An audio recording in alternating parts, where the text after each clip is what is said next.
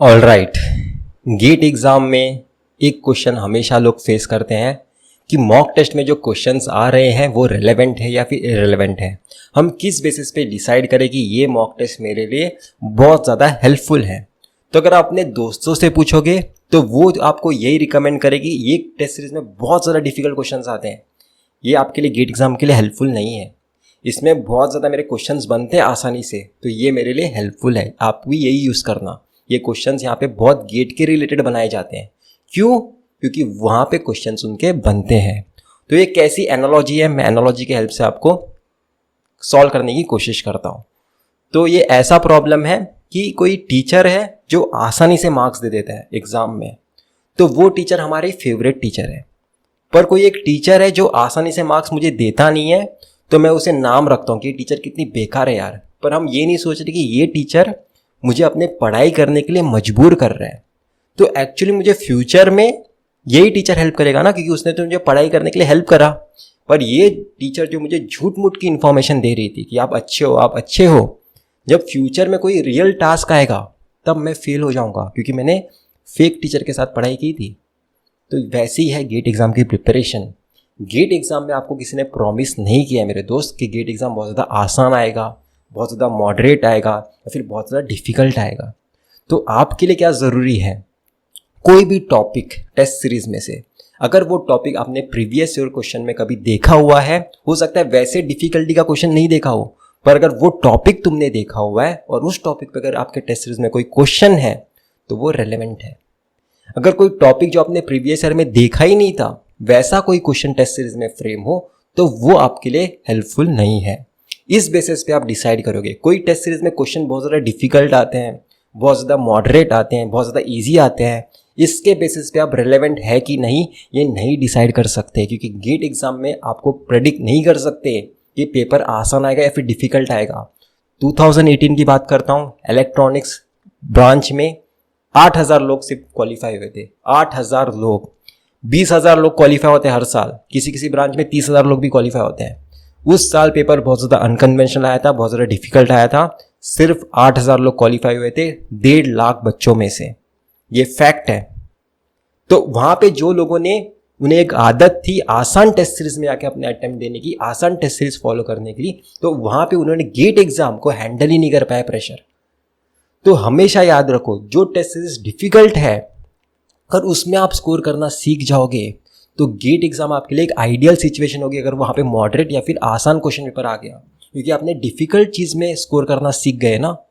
और अगर कोई चीज़ अगर आपका नॉलेज इंप्रूव कर सकती है, आप में कुछ ऐड कर सकती है, आपके कुछ गैप फुलफिल कर सकती है, तो उससे बेहतरीन बात क्या होगी, उससे बेहतरीन बात कोई हो ही नहीं सकती। तो हमेशा याद रखो, अपने दोस्तों को मत पूछो कि कौन सी टेस्ट सीरीज रिलेवेंट है, किसी वीडियो के कमेंट में जाके मत चेको कि कौन सी टेस्ट सीरीज रिलेवेंट है कि इररिलेवेंट है।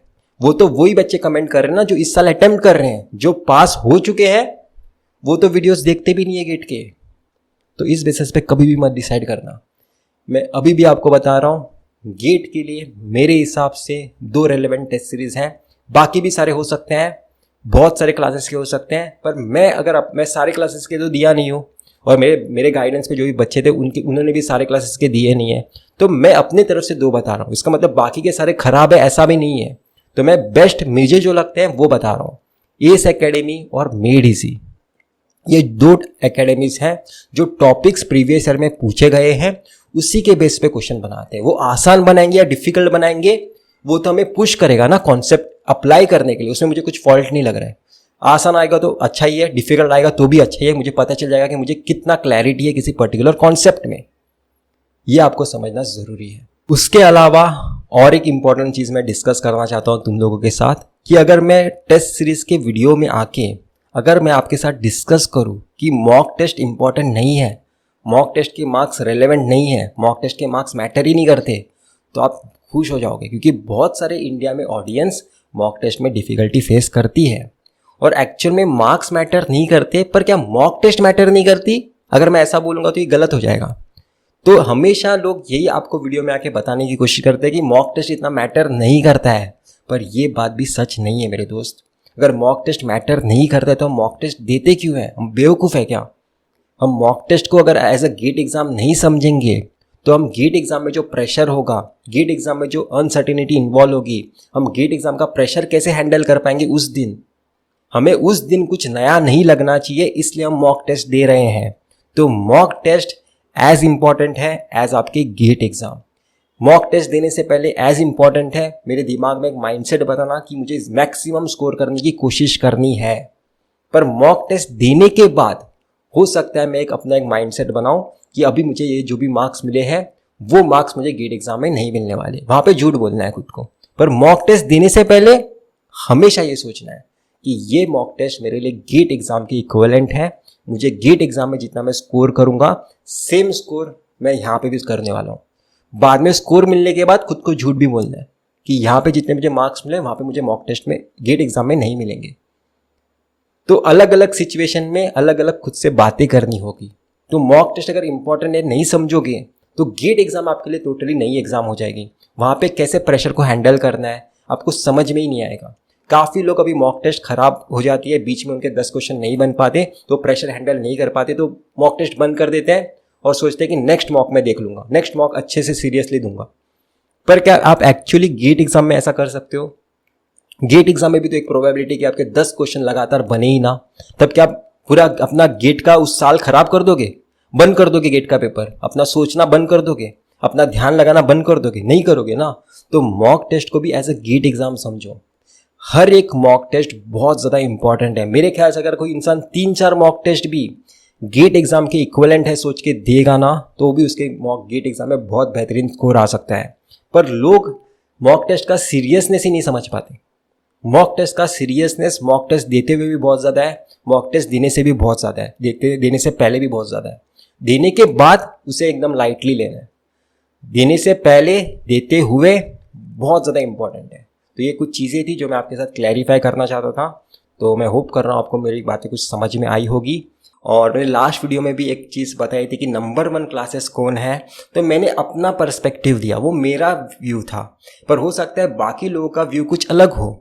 तो अगर मैं एनालॉजी के साथ बताऊं, अगर मैं आईएससी बैंगलोर और आईआईटी बॉम्बे में नंबर 1 कौन है ये बताने को मुझे अपॉर्चुनिटी मिलेगी तो मैं अपना पॉइंट ऑफ व्यू रखूंगा। मेरा एक क्राइटेरिया होगा, मेरा एक एक्सपीरियंस होगा, उसके बेसिस में मैं कमेंट करूंगा। पर इसका मतलब ये नहीं कि वो दोनों आईआईटीज खराब है।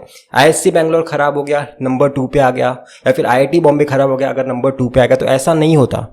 मैंने बोला था gate academy up to the mark है, S academy up to the mark है, made easy up to the mark है। उसमें नंबर 1 कौन सा होगा वो भी मेरी चॉइस होगी, मेरा कुछ पर्सनल एक्सपीरियंस होगा, मेरा कुछ पर्सनल क्राइटेरिया होगा। आपका कुछ अलग क्राइटेरिया है, उसकी भी मैं रिस्पेक्ट करता हूँ। मेरा कुछ अलग क्राइटेरिया है, उसकी आप रिस्पेक्ट करो। जो एक्चुअल में सही है उसे मैंने सही बताया था। मैंने बोला था gate academy up to the mark है। और ऐसे काफ़ी सारे क्लासेस है, एक्सर्जी, जेनिक एजुकेशन, हो सकता है सेंटर फॉर एजुकेशन कुछ तो नाम लिया था लोगों ने, वो भी बहुत ज़्यादा बेहतरीन हो, पर उसका मेरा पर्सनल एक्सपीरियंस है नहीं। मैं पीएससीज पे वीडियो बनाता नहीं हूँ, मैं इसरो कैसे क्रैक करूँ, बार कैसे क्रैक करूँ, ऐसे बहुत सारे वीडियोस हैं, स्टार्टअप कैसे बिल्ड करूँ, ऐसे बहुत सारे वीडियोस नहीं बनाता हूँ। क्यों नहीं बनाता हूँ? वहाँ लोगों से इन्फॉर्मेशन कलेक्ट करके मैं बना सकता हूँ। मैं लोग दूसरे टॉपर्स को नहीं बुलाता अपने पॉडकास्ट में, मैं उन्हीं लोगों को बुलाता हूँ अपने पॉडकास्ट में जो मेरे पहचान के होते हैं। मैं वही वीडियोस बनाता हूँ जो मैंने एक्सपीरियंस किया होता है। ये मैं एंटरटेनमेंट नहीं चला रहा हूँ अपने यूट्यूब चैनल पे। मेरा यूट्यूब चैनल मेरी स्टोरी है, मेरा एक्सपीरियंस है, जो मैं एक प्लेटफॉर्म चुना हूँ लोगों को मेरा नॉलेज देने के लिए, मेरा एक्सपीरियंस देने के लिए, ताकि लोगों को मैं एजुकेट कर सकूँ, कुछ वैल्यू ऐड कर सकूँ मेरे एक्सपीरियंस के थ्रू। लोगों के वैल्यू एब्जॉर्ब करके एक अपना कंटेंट का नाम नहीं देना चाहता मैं। तो ये बात समझने की कोशिश करो। मैं जो भी वीडियो में बताता हूँ मेरा पर्सनल एक्सपीरियंस है, मैंने जो चीज़ें करी हुई है लाइफ में वही मैं आपको बताता हूँ। तो इतना ही था इस वीडियो में, हम फिर मिलेंगे किसी वीडियो के साथ। Till then.